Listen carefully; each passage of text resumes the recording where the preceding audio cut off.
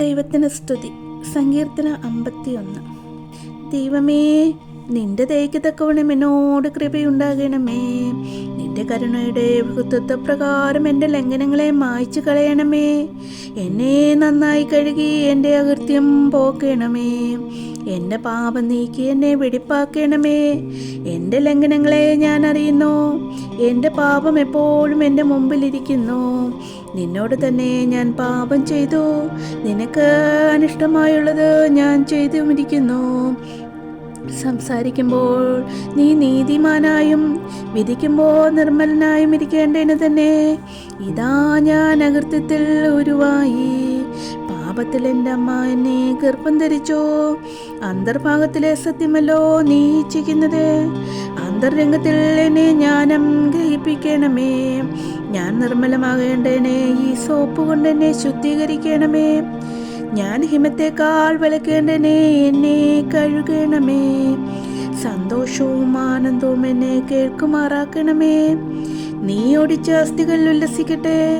എൻ്റെ പാപങ്ങളെ കാണാതെ വണ്ണം നിന്റെ മുഖം മറയ്ക്കണമേ. എൻ്റെ അകൃത്യങ്ങളെയൊക്കെ മായ്ച്ചു കളയണമേ. ദൈവമേ, നിർമ്മലമായ ഒരു ഹൃദയം എന്നിൽ സൃഷ്ടിച്ചു സ്ഥിരമായൊരാത്മാവിനെ എന്നിൽ പുതുക്കണമേ. നിന്റെ സന്നിധിയിൽ നിന്നും എന്നെ തള്ളിക്കളയരുതേ. നിന്റെ പരിശുദ്ധാത്മാവിനെ എന്നിൽ നിന്നും എടുക്കുകയും അരുതേ. നിന്റെ രക്ഷയുടെ സന്തോഷം എനിക്ക് തിരികെ തരണമേ. മനസ്സൊരുക്കമുള്ള ആത്മാവിനാൽ എന്നെ താങ്ങണമേ. അപ്പോൾ ഞാൻ അതിക്രമക്കാരോട് നിന്റെ വഴികളെ ഉപദേശിക്കും.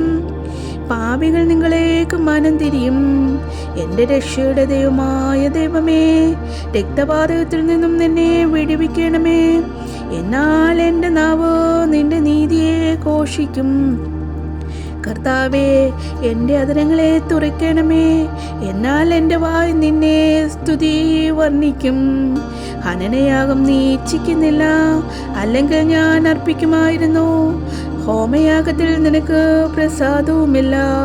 ദൈവത്തിൻ്റെ ഹനനയാഗങ്ങൾ തകർന്നിരിക്കുന്ന മനസ്സും തകർന്നു നുറുങ്ങിയിരിക്കുന്ന ഹൃദയത്തെ ദൈവമേ നീ നിരസിക്കുകയില്ല.